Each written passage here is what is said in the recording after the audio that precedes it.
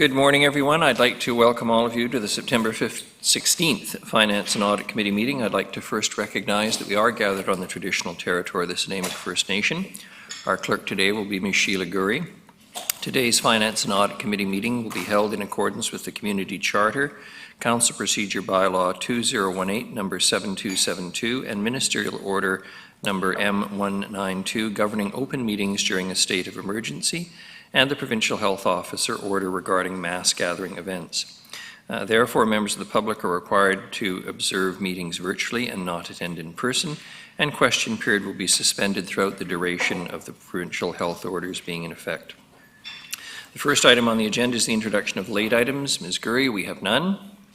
A motion for approval of the agenda, moved by Councillor Brown, seconded Councillor Thorpe. All those in favour? Contrary? Motion carries. You've all had a chance to read the minutes. Motion for adoption of the minutes. Moved Councillor Turley, seconded Councillor Thorpe. All those in favour? Motion carries. We have no presentations, we have no delegations, but we do have a number of reports today. And the first is Public Works Facility Upgrades. Mr. Sims, good morning. Good morning, Your Worship. Thank you for the time this morning. I'm pleasantly surprised to be in advance of Mr. Harding on the agenda. So this, just to provide a bit of a stage for the Public Works Facility and the report in front of you, and Mr. Rosen will come and provide a little bit more detail. It just helps round out some of the information that we've presented to you in the past. So this is really part of this overarching facilities and major capital investment program that we see on the horizon. There's a number of major projects, the RCMP facility we're aware of, Public Works, the Waterfront Walkway, South End Community Centre, and all of these sort of major projects. And so we're trying to jigsaw it all together into some coherent funding and potentially building to a borrowing bylaw. So part of that borrowing, we're also thinking about those services that are essential, such as a Public Works or RCMP or a fire station as examples, versus some of those services which may be optional. The other thing that's going on in the background, as Council's aware, we have an asset management plan largely for our infrastructure. Between the facilities group under Mr. Groot and Mr. Rosen, they're starting to develop a number of pieces of an overarching facilities asset management plan. So that will help set the stage and set some of the context for some of the major investments that are needed to keep existing facilities functional and serving the community, as well as some considerations for potential new facilities. So I think with that, the main subject today is the Public Works facility, and you'll see the recommendation that we're looking for an additional funding out of the existing capital plan to develop a project plan for this particular facility. So I'll pass it over to Mr. Rosen to provide some detail on that. I just have one question. Before you go, Mr. Sims, Councillor Martman. Just one quick question. Sure. What is bathtub storage? Which is what? Bathtub storage. It's the large float that drives around. It is stored at Public Works. Yeah, that big one, yeah. the City of Nanaimo one? Yeah, that's right. Okay. That's the one, yeah. Thank you. We're the bathtub capital of the world, and we have bathtub storage. You don't want to pull the plug on that.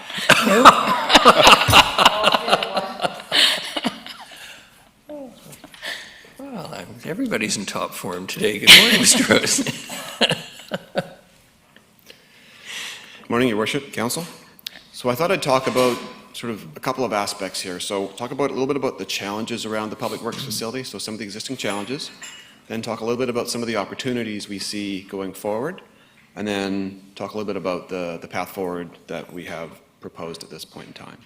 So in terms of challenges, there's sort of there's about 4 key areas here. So the first one is really around the condition of the existing facility.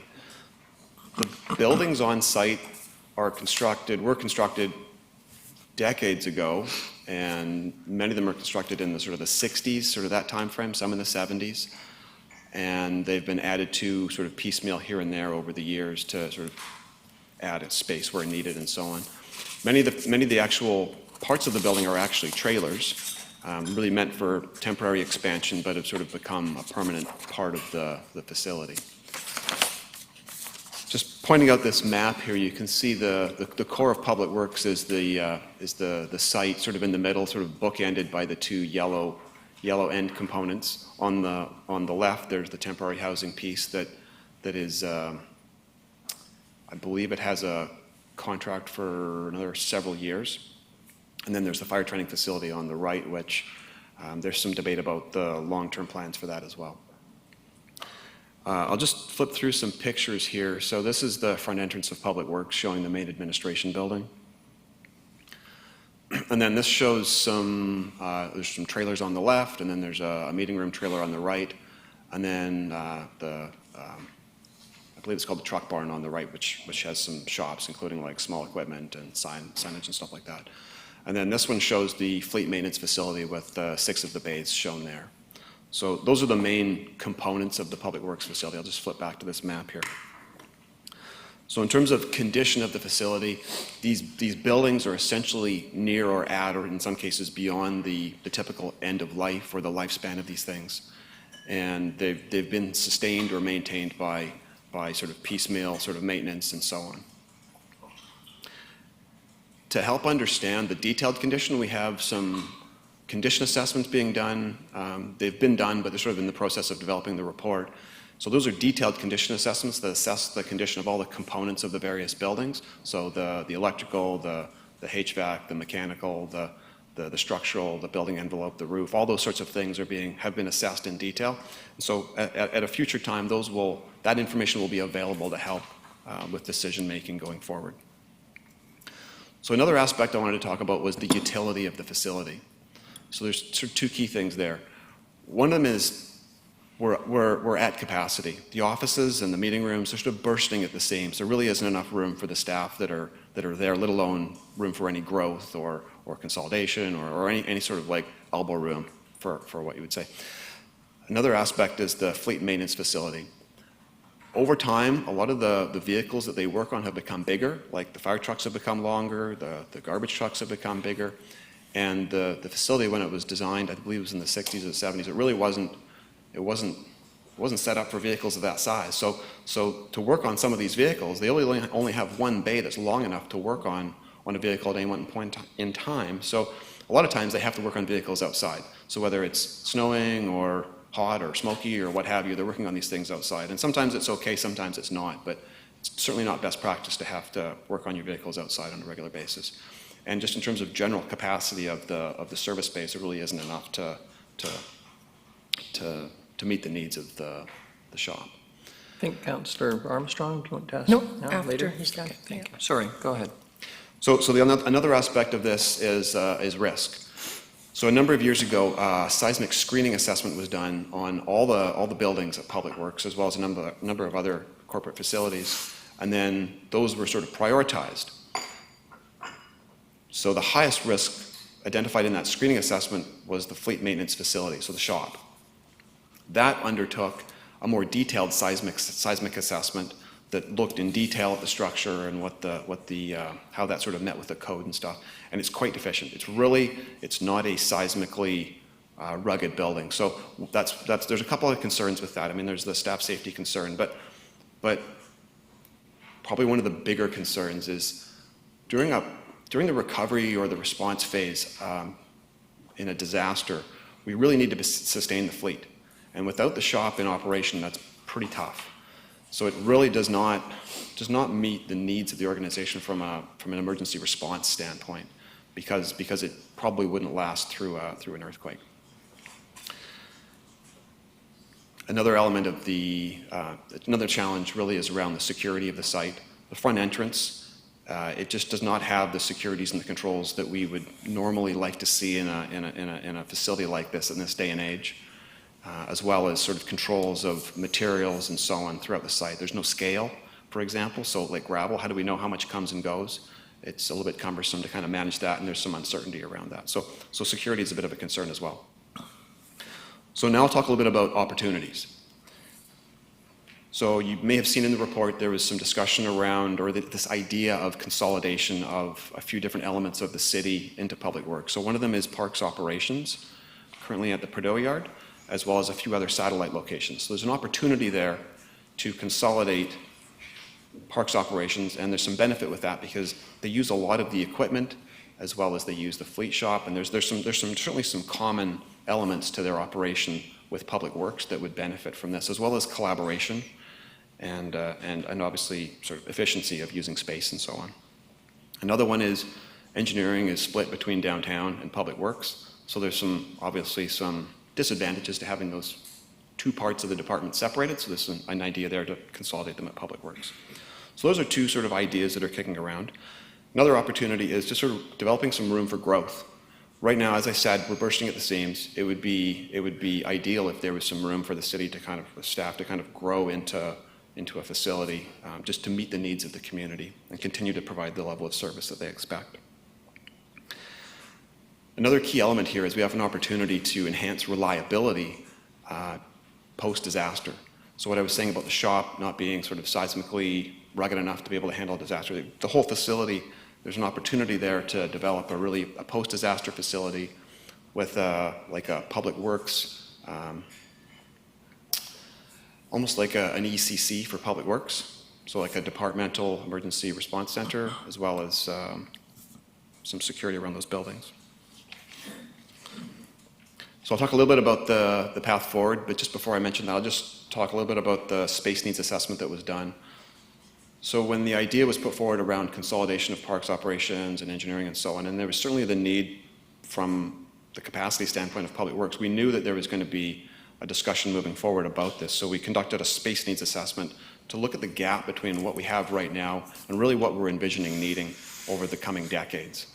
And so that study was done, but to go from there to a more detailed plan and set budgets and so on, we're missing a piece. We need a project plan. So that's really the path forward that we're proposing here, is to develop a project plan that includes like an architectural concept of the shop and maybe the administration building. That'll include a fairly detailed cost estimate and a funding plan as well. I mean, this is not going to be cheap, so we need to make sure there's a funding plan that's palatable with this. And you can see on the map up here, there's some potential locations where the new fleet maintenance facility could go. I've got those in dashed sort of pink boxes there. So the one to the east would be the fleet maintenance facility, and then right around where the administration building is, there's sort of an enhanced facility there potentially. So that's what I wanted to introduce today. So if council has some questions, I'd be happy to take them. Thank you very much. Councillor Armstrong. Yeah, I have a couple, Your Worship, through you. When we're looking at this, can we have a breakdown of everything that actually needs to be done in the cost? Because we keep doing this piecemeal. Like, maybe is it time to bite the bullet and actually really invest that we have to, especially with interest rates as low as they are? Is that a possibility, or are we only just looking at the one right now, which is fleet? So the hope here is that we would look at fleet and then also the main administration building. So there would be an additional phase beyond that would include a lot of sort of security upgrades and yard upgrades and so on. We're sort of envisioning that as almost like a phase 3. But that could happen later on. It's not as critical as these first two components. And do you have a budget ball figure of what you're looking at roughly? Like, are we talking 10, 20, 30 million, 40?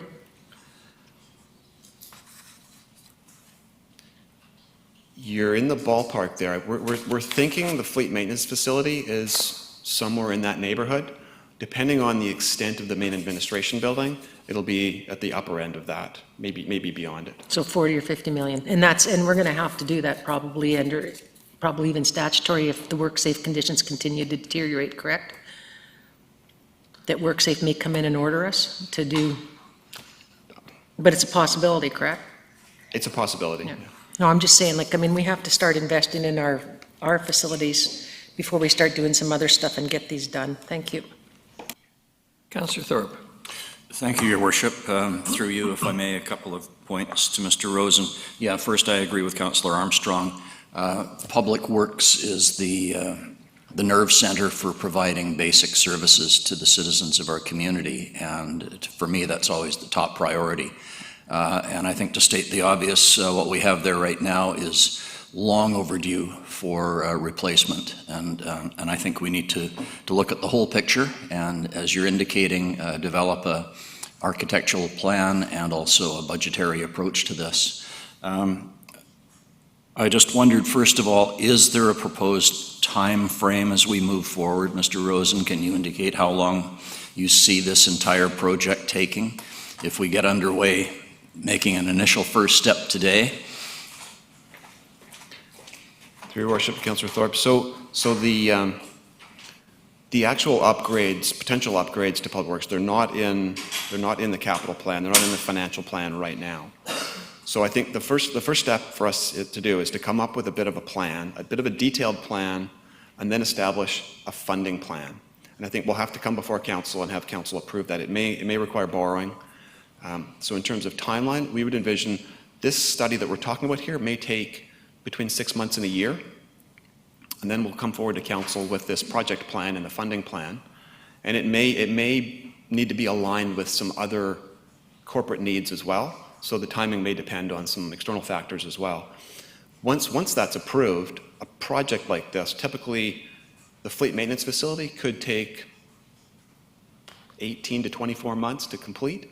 And then the overall administration building would have to happen after that. These things have to be phased, and we have to have certain pieces in the place. So, for example, if we were to build the fleet maintenance facility, we would do that first. We would demolish the old fleet maintenance facility and put some temporary trailers there to provide like an alternative location for the administration to function while the administration building was being worked on. So there's a series of activities and tasks that need to happen in series. So the overall plan that we're talking about here with the fleet maintenance facility and the main administration building could easily take 4 years, 5 years. Thank you. So, in my opinion, the sooner we get started on this, the better. One other question, if I may, Your Worship, and maybe this is premature, but talking about an architectural concept, Mr. Rosen, I think we've heard that the Fire Rescue Service is looking to move their fire training center at some point in the future. Maybe I'm off base on that, but I'm sure we have been given that indication. If that's the case, that might provide an opportunity for us to move into some of that area if we so chose. Is there any comment you can make on that?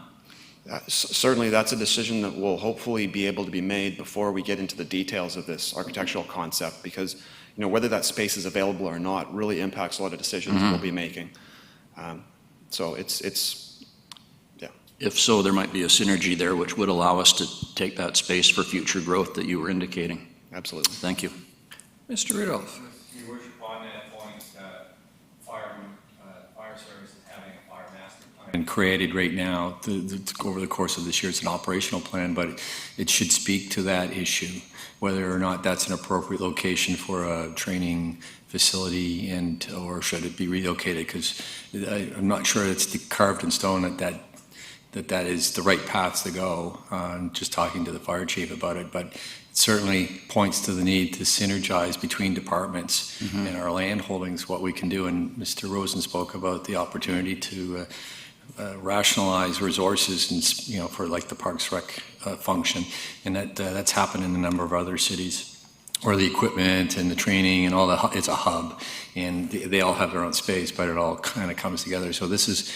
We've got, we're adjacent to one of the major fire halls with that training center, and it certainly is, it should be visited as part of the fire master plan. So we'll have an answer, I think, this year on whether that's deemed to be an appropriate location or what facility they need. So, and certainly the Public Works would love to get their hands on more space, but I think they need to be, we need to get the recommendation out of that side of it as well.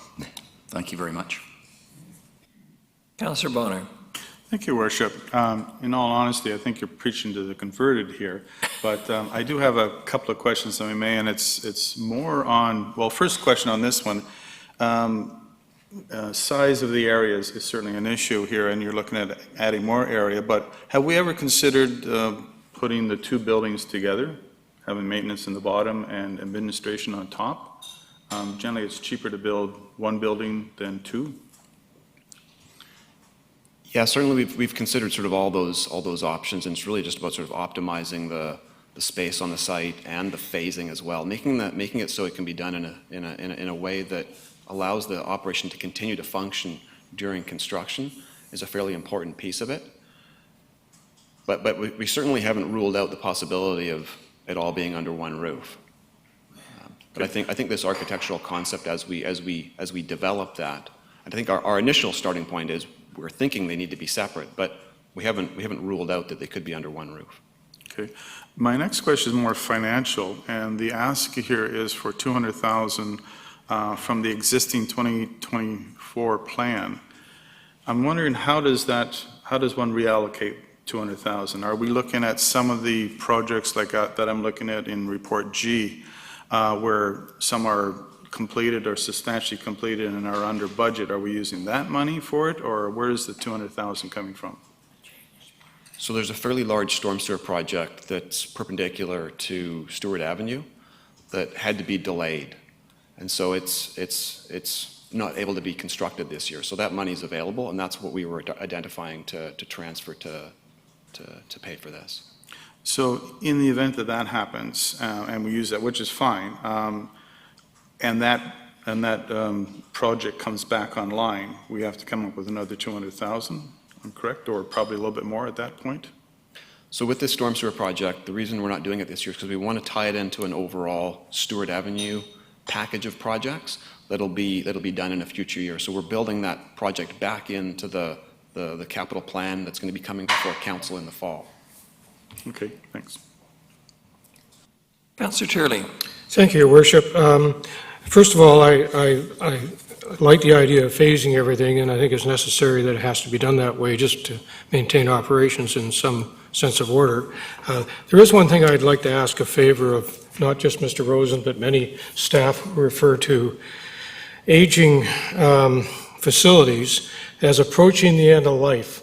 And many of these facilities were built when I was even finished school, and you know, I kind of look at it, and I don't think I'm approaching end of life, and I would rather see the reference to need upgrading or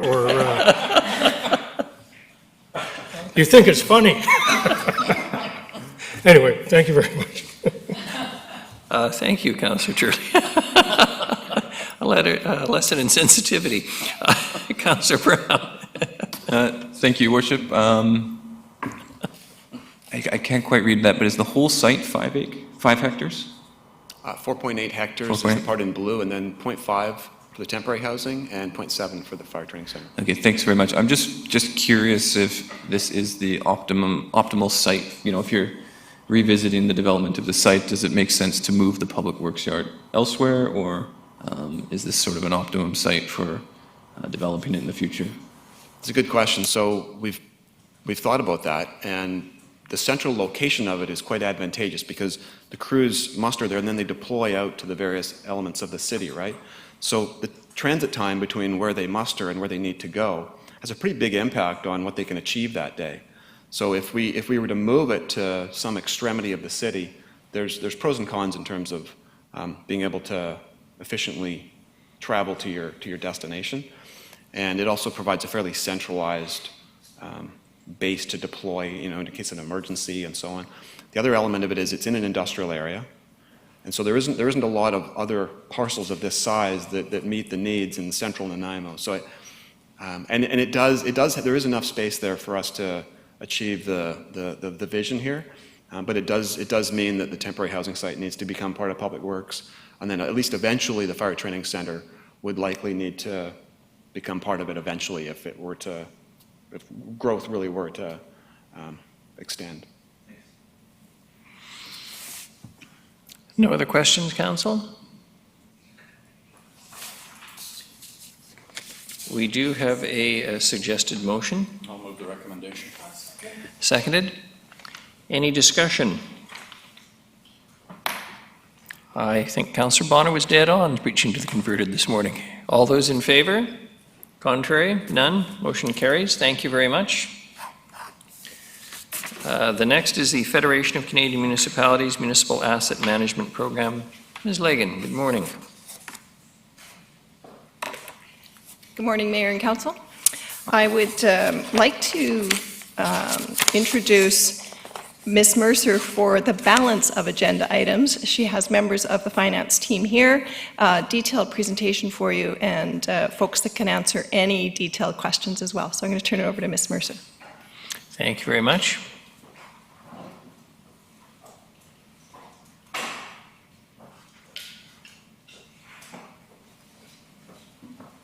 Good morning, Ms. Mercer. Good morning, Your Worship. I got a lot of stuff, so I need more space. All right, so good morning, Mayor and Council. The first report is the Federation of Canadian Municipalities Municipal Asset Management Program. So as the report states, to complete the grant application, we need a council resolution to show the committed funding for the level of service study for asphalt. And if we're successful with this grant, it would give the city $50,000 towards this project. And the net cost to the city would be $100,000. So we're just looking for council's approval for commitment to this project. Councillor Brown. Oh, thank you. Councillor Bonner. Thank you. Seconded Councillor Martman. Councillor Bonner. Thank you, Your Worship. Unfortunately, my question isn't finance on this one. Okay.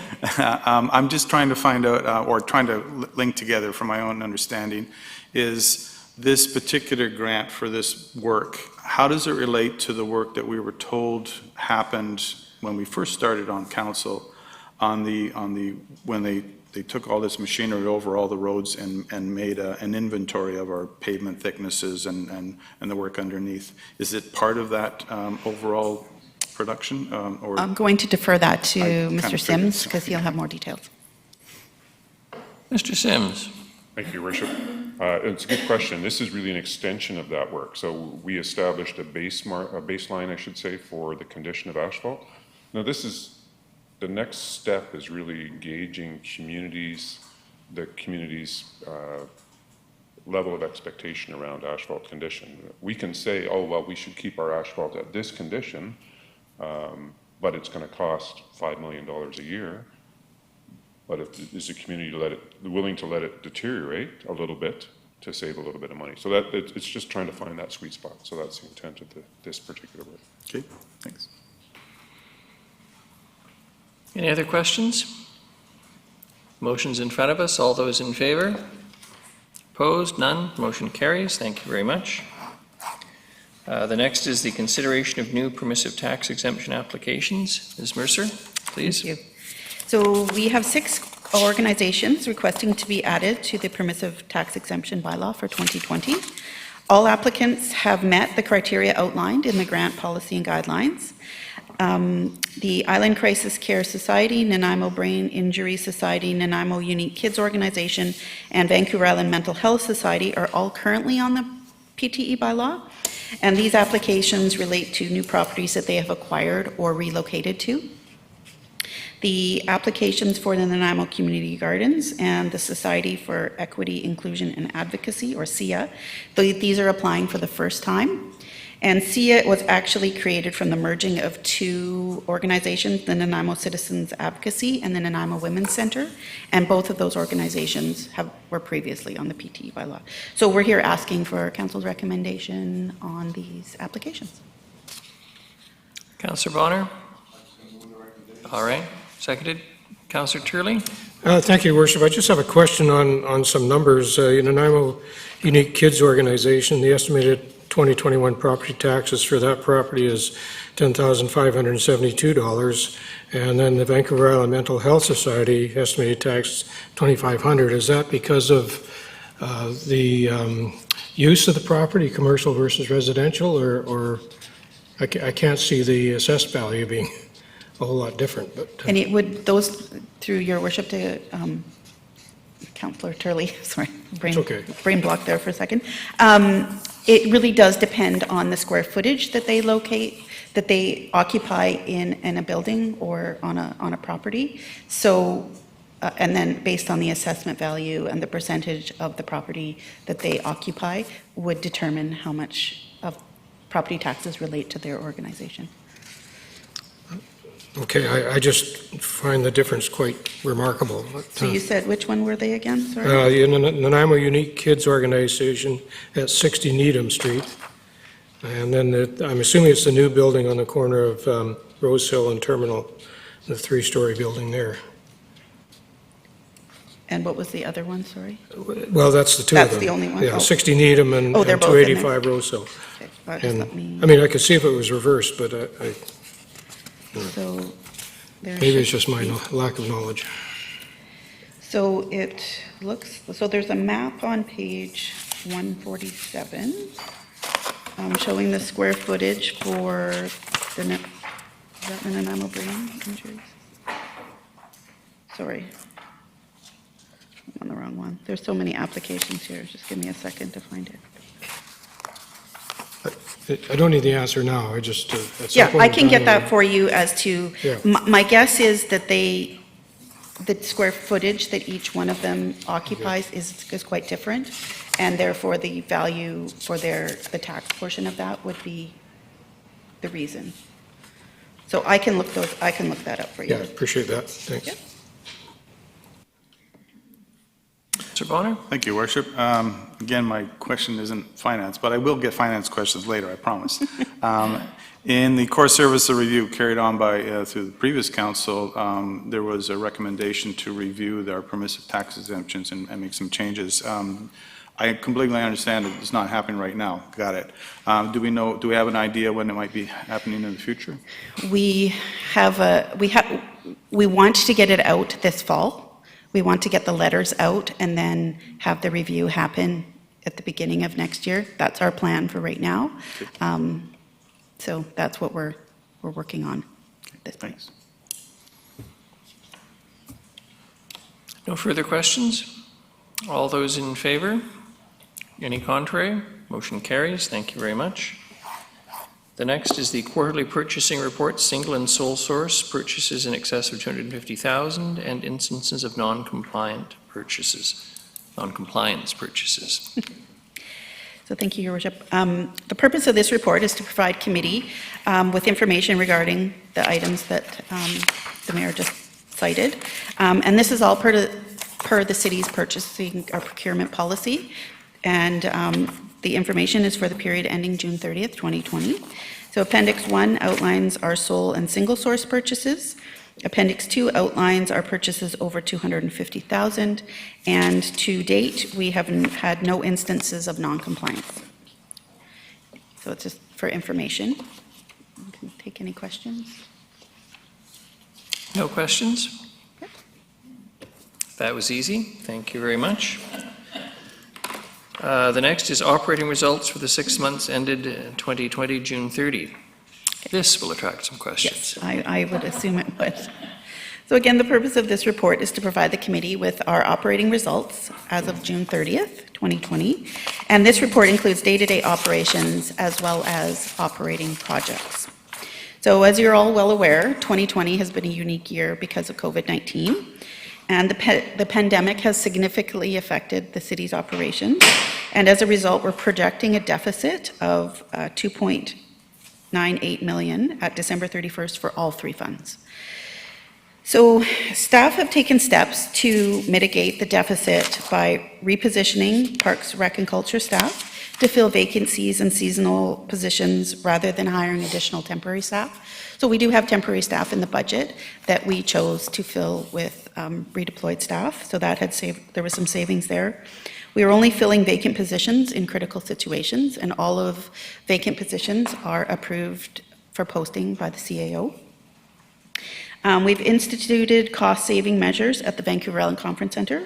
So the management team here has been very proactive in implementing these cost savings measures, so we don't have to put out any more money than necessary. And we've also cut expenditures such as staff travel and conferences, space rentals, and in some cases service contracts to save money. So staff will continue to look for and implement cost savings where applicable or appropriate. As well, staff continue to look for and apply for grant funding to help with some of the operating and capital projects. And these measures will help further reduce the amount of deficit we're projecting for the year. So any general fund deficit will be offset by up to $2.8 million that was set aside from our 2019 operating surplus.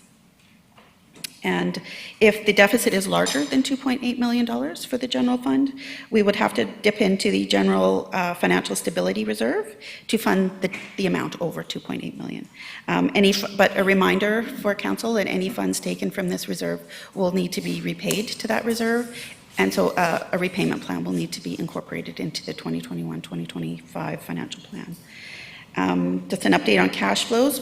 Our cash flows are doing well, and we don't anticipate any issues for the remainder of the year. As of September 15th, we've collected approximately 90% of tax revenue, so that's kept our cash flows going. So I'll go into a bit of detail on the surplus, or the deficit itself. The general fund has a deficit estimated at just over $1.1 million. And based on the information we had at April 3rd, when we presented to Council the Financial Response Relief and Recovery Framework, we had anticipated at just over a $2 million deficit at that point. So we're in the ballpark. Sewer, we're estimating a $27,000 deficit, and in the water fund, we're anticipating a $398,400 deficit. So in addition to those three items, we also need to account for our loss on disposal of assets. Generally, at the end of the year, we have a loss on any assets we dispose of, because many of our assets we cannot sell if they were retired before their end of life. So a 5-year average gives that about a $700,000 funding need. As well, we need to fund our post-employment benefits liability that we set up, which is also about $700,000. So that all of those items result in an estimate of $2.98 million deficit. So some of the bigger items in each of the categories that I've listed. So under the general, one of the biggest drivers of the deficit is our RCMP severance expense that we had to record this year. So the RCMP settled their severance dispute, and each municipality was billed for their portion of the settlement. So over the last 7 years, the RCMP has provided us with numbers, and we've accrued those numbers each year and incorporated those expenses into our income statement. But unfortunately, the amount was too low, by the tune of $1.5 million. So as this is a known liability for past years, we have to incorporate that into our financial statements, and that $1.5 million needs to be taken into the financial statements for 2020. So that's resulted in a deficit in the RCMP contract for just over $1.5 million. Councillor Martman. Thank you, Worship. With the RCMP, it does say that the city is permitted to repay this obligation in equal installments over the next 13 years. Yeah. Are we looking at that, or are we doing it in one lump sum? No, we are looking at paying it over the 13 years or 11 years. Cash flow is different than accounting, the rules around how we record it. So we've taken advantage of, for cash flow purposes, to repay a portion each year over the next several years. Perfect, Yep. thank you. Councillor Turley, has your question been answered? Okay. All right, thank you. So that's by far the biggest item on the general. The COVID response costs, we're estimating at about $330,000 for the year. We have a loss of casino revenue estimated of $655,000, and parking operations, a loss of just over $382,000. So under normal circumstances, parking operations funds themselves, and it doesn't affect surplus, but because we are not generating enough revenue, we don't have enough to cover the costs, so general revenue will be the funding source for that. On the plus side, we've had a reduction in benefit costs from Sun Life of about $250,000, and Parks, Rec and Culture operations are projecting a surplus of $738,000. So that's mainly due to the aquatic centers being closed. The sewer fund is pretty much on budget. Just some contracted services is where that deficit is coming from higher costs. And the water fund, generally the deficit is from an anticipated revenue drop. But we've now had a drier July and August, so when we come back to you in September, I suspect that that number will be much better than it is. But until we start doing some calculations on that, we won't know. And that's, the report outlines all of the detail of each department, so I'd be happy to try to answer any questions anybody has specifically to that.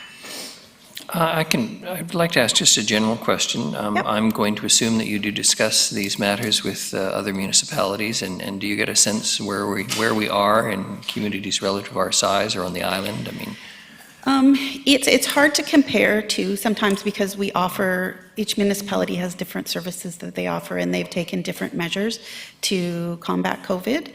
So I think we would have to look at how each one is doing. Some are projecting, like Victoria they rely a lot on parking, so they have a large deficit from that operation. So it really is, I think we're doing pretty good compared to some of the other municipalities that we have heard of. And hopefully, if the trend continues, Q2 is generally more conservative than what ends up happening at the end of the year. So we hope that this is a better number by the end of the year, and we will continue to find savings where we can. And so we're hoping to have a better number by the end of the year. Mr. Rudolph.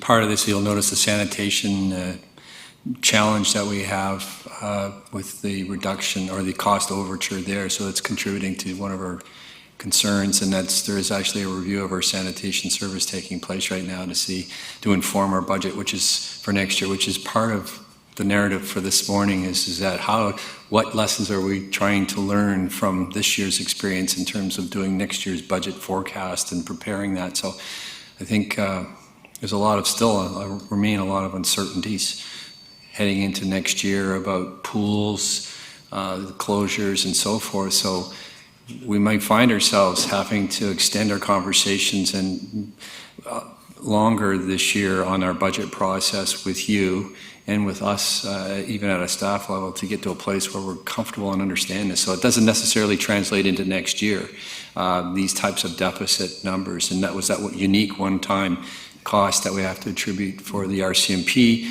I think there's probably going to be other unique things. And whether the development, this year we were lucky. I think the development, and actually it's surprisingly resilient in terms of development activity, and the building permits are continuing to come in and that type of thing. So there's a lot of variables in this that remain to be uncertain. So as Ms. Mercer indicated, this is first 6 months.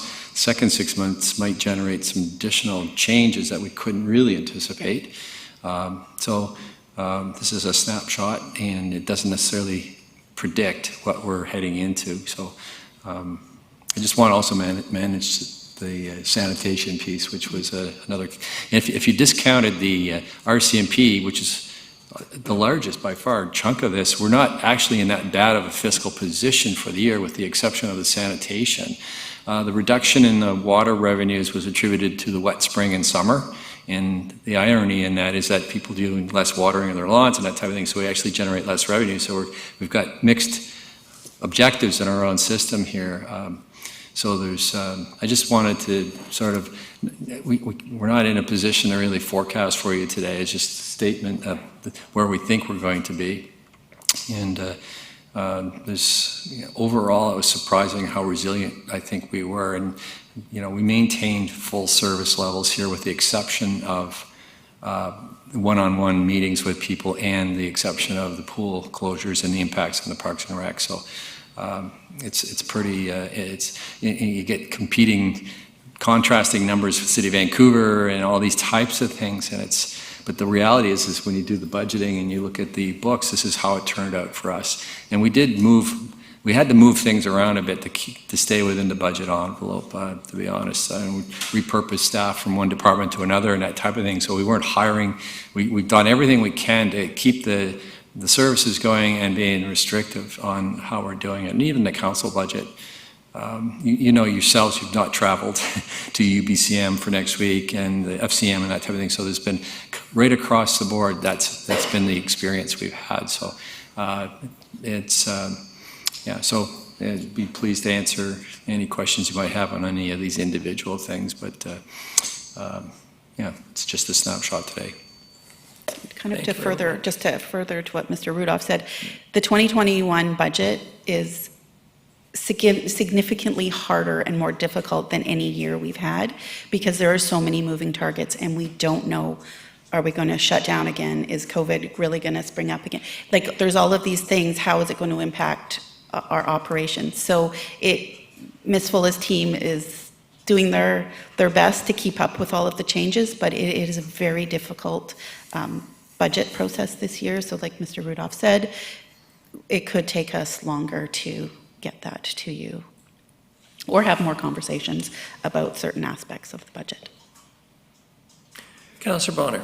Thank you, Worship. I think this report we're receiving today is consistent with the one we had about a month and a half ago. And I said at the time, I said, we're actually looking not that bad. And my two questions, and well, before I go to that, I think we're not looking not that bad is a testimonial to the staff and past councils who have set us up conservatively, which I sometimes have a bit of a problem with. It pays off sometimes. It's obviously, you guys know what you're doing a lot better than I do. Right? So I appreciate that. My questions here is repayment of the, I'll let him finish over there. Repeat that, please. It's probably on video. Order.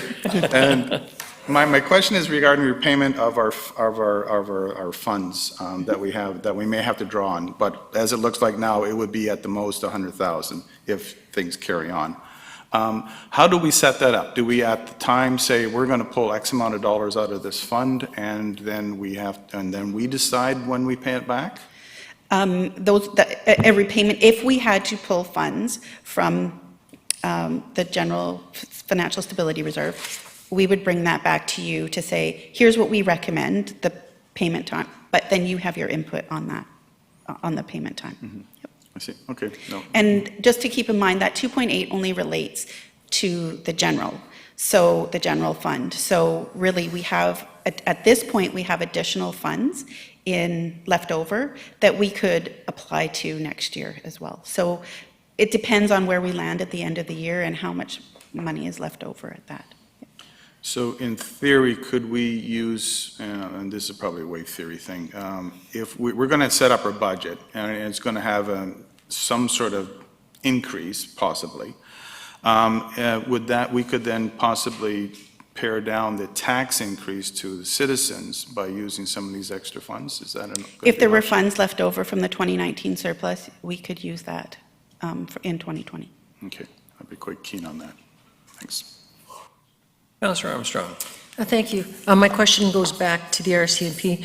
Is E-Division keeping you apprised of the bargaining to what rate that they're looking at for salary dollars will be the ones that will impact us the most? Right. So through your worship to Councillor Armstrong, right now we have retro pay we're accruing for that. That is still outstanding. So we're having an amount. They keep us up to date at the end of the year as to where that's at. We have received a letter stating that the negotiations are still ongoing for their contract. So we take what they give us. As a follow-up, are they giving you a number of what NPF is looking at for the raise, like 20%, 30%, which is going to be extremely significant for us, like a 20% increase on a $28 million is going to be quite significant. Yes. And I believe they're asking for 30 or 40. I don't believe we've gotten anything recently on that. Okay. I know that we had an initial letter that said that they were undertaking it. It could be substantial, but no dollars at that point. So I would think that as we get closer to the end of the year, we might get another update on that, or we will be reaching out to them for Well, I was looking at the comparables. I was using Delta, Victoria for ours, and the difference is close to $28 million. So, I mean, I'm assuming because it's union to union now, we're gonna be looking at probably that, so that's just my guess, that if you add that on for our size, that's almost double the budget, because their budgets are all double of what ours are, so. Here in Nanaimo with the RCMP, so that's just a figure you may wanna look at. It's something we're gonna have to take into consideration. It is on our radar, so. What we, And I believe it's retro to what, 2015, 2016? the retro pay went to 2017? 17? I think, I've got it written down. Okay, yeah, okay, thank you, that's Yeah, good. I think it was it's just- 2017. I just think it's gonna be quite a big Oh. number that we're gonna be looking at, so we just gotta be aware of Yeah, that, because. 2017, yeah. Thank you. Councillor Thorpe. Thank you, Your Worship. Just a couple of comments through you, if I may. And first of all, I want to state that I absolutely agree with most of what Councillor Bonner just said a few minutes ago. And it is a, well, I'll never say all, but most. That's pretty good. But I certainly want to echo his compliments to staff. And I mean, we live in such unpredictable times. And given the fact that our city, as we all well know, is not allowed to run a deficit, and then we get criticized if we have a budget surplus. And here we are finding that with that budget surplus from last year, we can help offset the deficit that we're looking at right now, which is reasonably significant, or could be. But well done to yourself, Ms. Mercer and Ms. Fulla and Mr. Bailey and the other staff. We really appreciate it. And I guess beyond that, I would hope that as we move forward in the coming months, and this council is faced with financial decisions and budget deliberations, that we're sort of kept up to date on projections, well, at least in a general sense, of how any decisions we make will affect our budget, because that is really going to be tricky. And I know that you will give us updates as often as possible and make sure that that is always a component of the reports that we receive and the recommendations that we might get. Okay. Thank you. Anyone else? If not, Ms. Mercer, thank you very much for this and much appreciated. And I think I can say on behalf of council to gild the lily, so to speak, what Councillors Thorpe and Bonner had to say as well with respect to staff and managing all of this. Not easy, but this city has had good fiscal management for a very long time, and this is the time you see the fruit of that, so to speak. The next is council expenses for 6 months ending 2020, June 30. Always a popular topic with the media. So again, this report just gives a summary of your budget and expenditures at June 30th. And the information is compiled throughout the year and is ultimately put into the Statement of Financial Information that we develop at the end of the year per legislative requirements. And so this report is really for information. You've all received a copy of your own expenses before the report came out. And so, but I'll be happy to answer any questions that you may have. So just for the sake of those who don't have an opportunity to see what we have in front of us, the budget for this portion of the year was totaled for council expenses $74,500. We have actually spent amongst all of us a total of $10,169.92, meaning we are below expenditures by $64,330.08. Councillor Gesselbrock. I was just council tightening the belt.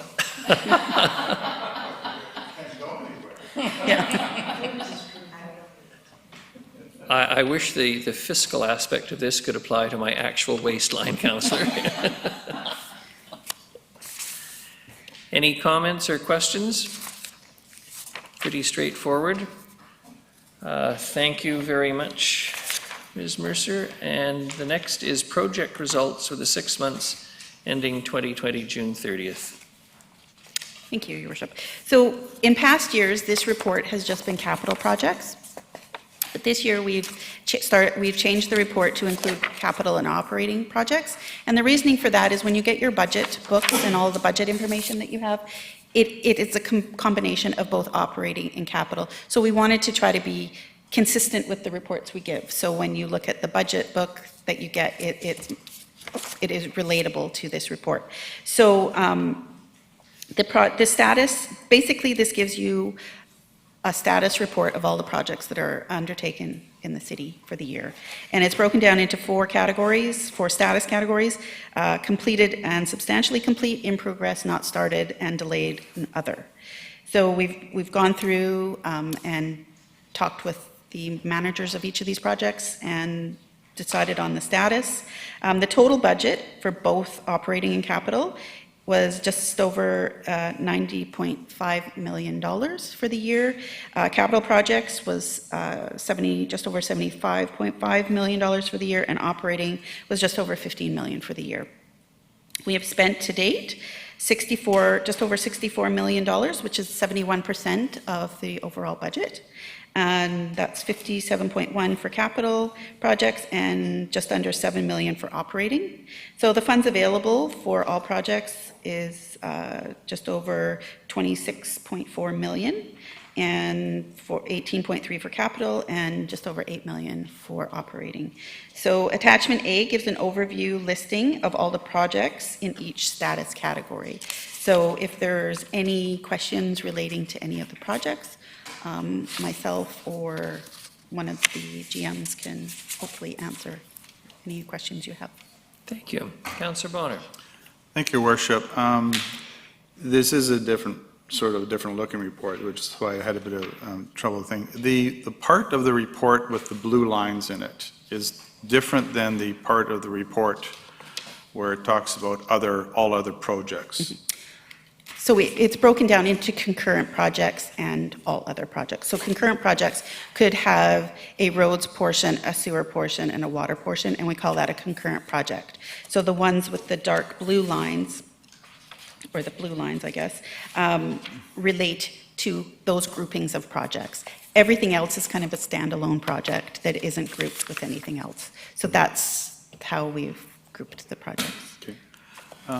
If council indulge me for a second, I did a lot of work on this over a day or so, and I'm not even sure if there's an answer to this question, right? But I see there's a bit of an issue, and I'll just say right up front, my interest here is in active transportation and how we're going to do that. And I looked through all of the all other projects, and in the completed or in progress, there's approximately 360 projects. Mm-hmm. And of those, 12 are pedestrian projects, which represent about 3.3%. But it seems like only 2 are completed. And many of them, or at least half of those 12 projects, haven't even had any money spent on them yet. But in the not started projects, there's 135, but there's 15 projects that are related to active transportation or sidewalks or trails and that sort of thing, representing 11% of the 135 projects.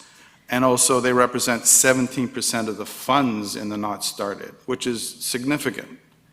And I'm just wondering why there seems to be a preponderance of active transportation projects that haven't been started yet, which represent a significant amount of the funds in that. Now, I understand it's probably not your question to answer, right? Yeah. And I'm not even sure if there is an answer to that. I guess my question is, how are we figuring these things out about what gets done, what doesn't get done, what doesn't get started, all that sort of stuff? I'll let Mr. Sims answer that. Mr. Sims. I guess.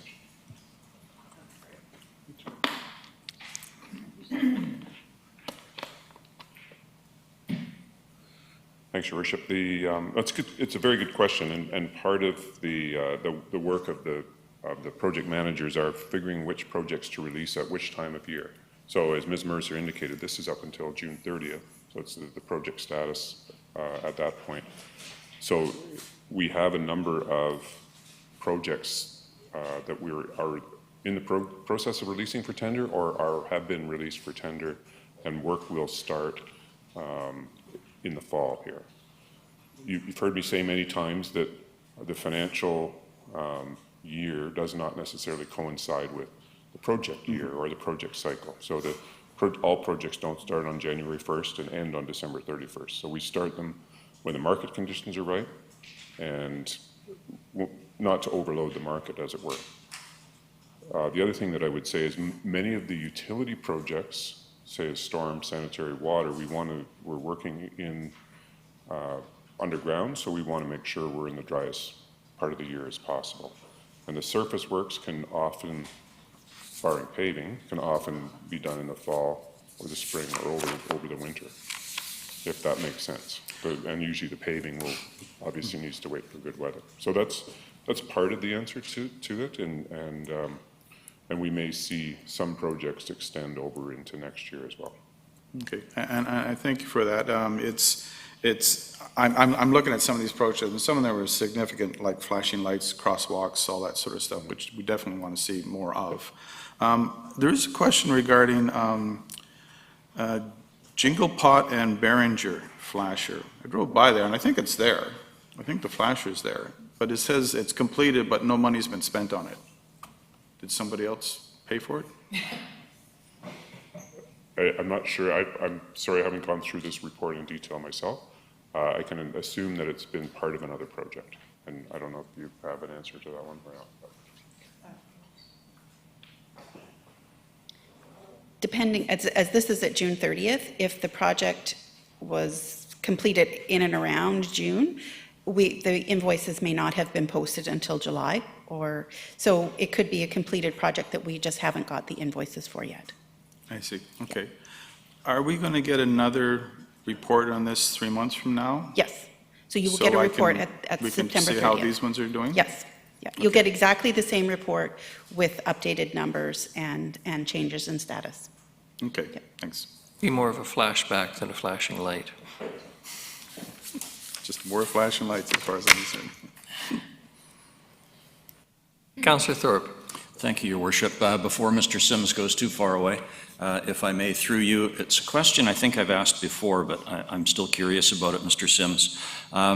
Related to projects that are delayed or maybe those still in progress, has there been a noticeable effect from the COVID situation on our ability to see projects move forward in a speedy manner? Is COVID slowing things down in terms of project completion?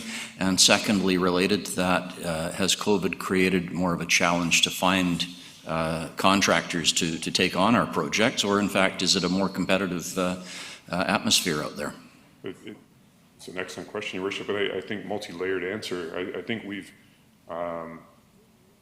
the common theme, Ms. Legan was talking to me earlier about just some work to try and get some shields and stuff like this. It's really hard to find contractors. But that's in specific areas. We're finding that the majority of the work that we do, the underground contractors, there's a good availability, even despite the busyness of the economy on the island. And so our prices are competitive, which will help as we sort of move through financially for the end of the year. COVID, when it hit, created a bit of a speed wobble for a very short period of time, but the projects really quickly moved into a business continuity. A lot of folks were able to work from home, mobilize from home, and still carry on their project work. The folks that are in the field are able to work in the field, mobilizing from home or minimal contact with the office. We really didn't see a large impact, maybe a few weeks to several week delay in a few projects. So the projects that are delayed are relatively small, and I think we've worked over the last 3 or 4 years to really get those projects built in the year that we budgeted them and not delay them unnecessarily. So I hope that answers your question, Councillor Thorpe. Oh, I think it does. Thank you.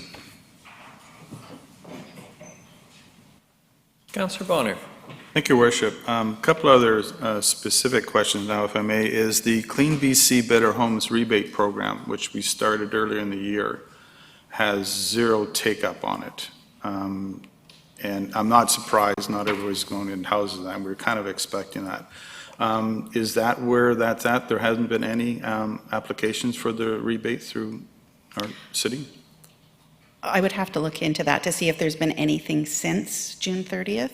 Again, we would update that as of September 30th. I don't have the details off the top of my head. And the reason I'm asking is we were, I think, chatting, or I was chatting with a couple other councillors, that if the $300 wasn't enough, that we would be looking at upping it, and just upping it to $1,000 or something along those lines, just to bring up the incentive. Right. And if I could, the Nanaimo sign hasn't been any money spent on that yet either. Is it just in holding pattern right now? Do we have an option to make any changes? I'm not sure. I'm not sure. But I don't have an update on that. I think the question was put to Mr. Corson earlier this year, and I haven't heard an update. I think he was planning, asking to come to council to give you an update on those top 10 areas. And I just think that we're in the downtown. I'm looking for myself. Sorry.